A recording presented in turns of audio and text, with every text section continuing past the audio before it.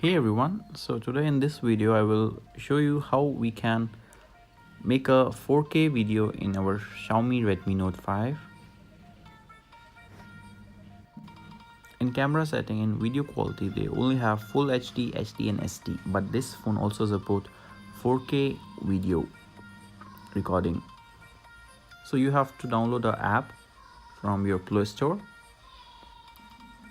Just write open camera.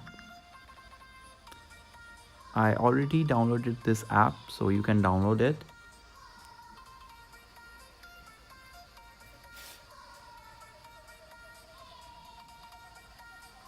So you can go to the setting and video setting, then video resolution. It's showing Full HD and we have to do is 4K Ultra HD. So now we can make a video which is a 4K video. I will show you the video. So this one is a 4K resolution video.